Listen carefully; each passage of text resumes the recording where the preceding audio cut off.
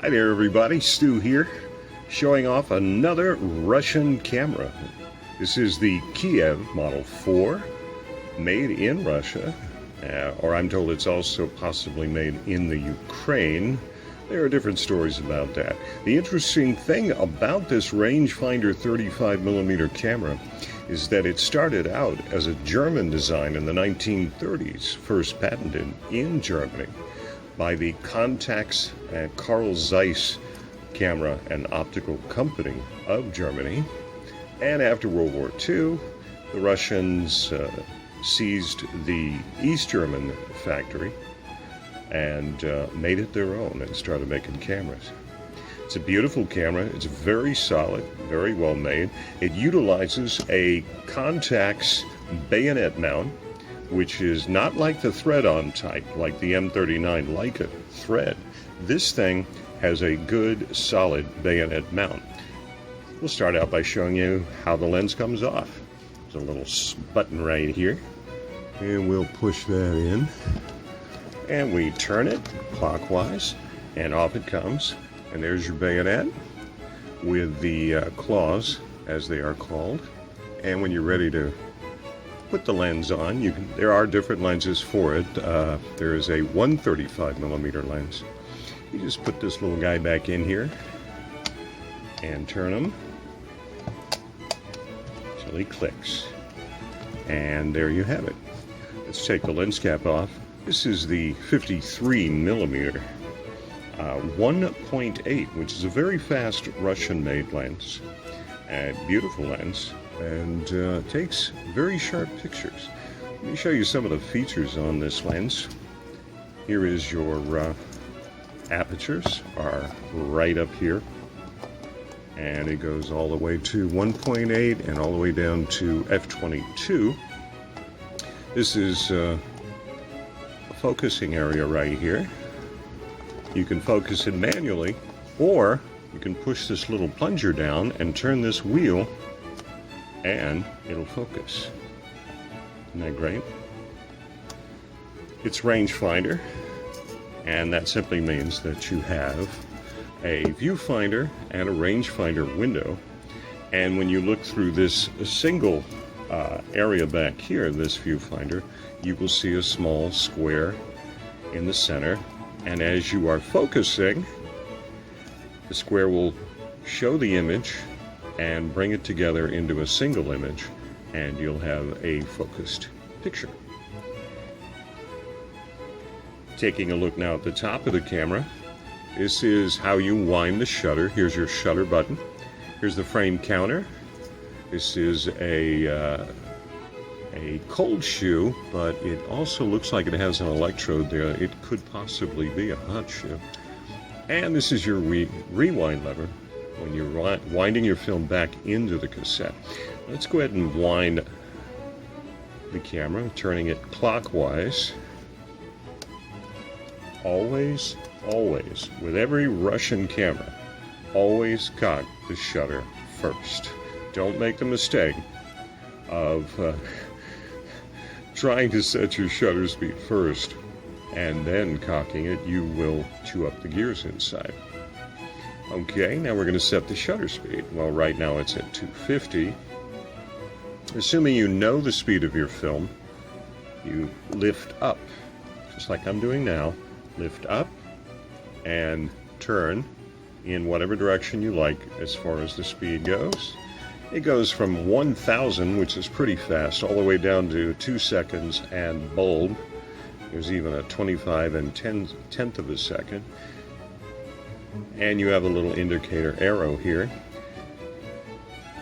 Before loading the film, you will set your manual frame counter to 0,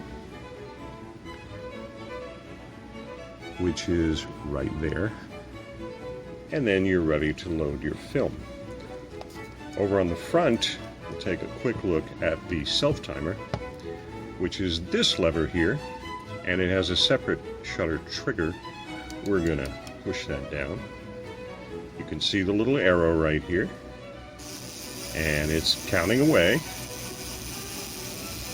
and the shutter will go off in just a moment, about 10 seconds.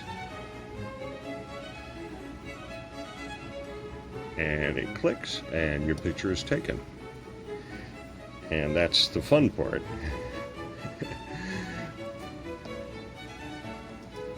Taking a look at the back of the camera, bottom of the camera now. This is a used camera, so somebody has inscribed it. To get in there and put your film in there, you want to pull up on these latches, and you turn them in an opposing direction. And you just pull the whole back of the camera comes right off. Here on the back of the camera, it's made of good solid metal, and it has the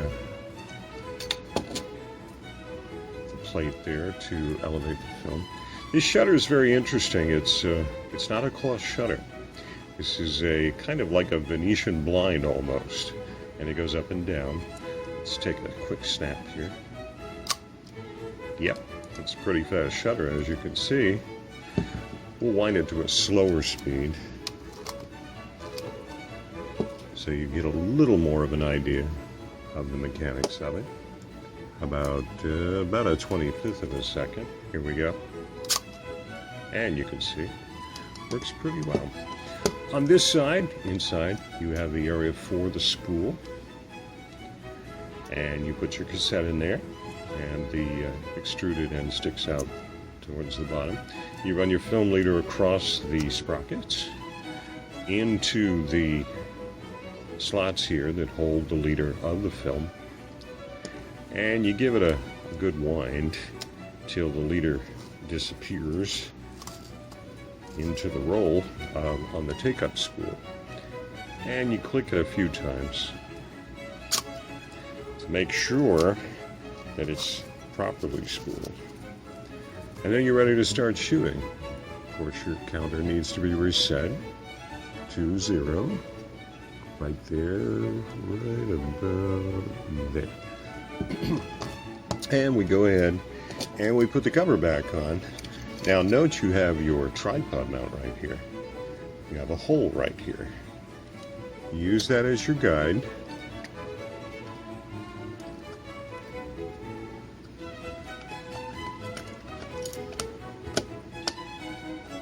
That's your that guides you in. When you see it completely seated there, you then turn the latches on both sides, and you're ready to start shooting film.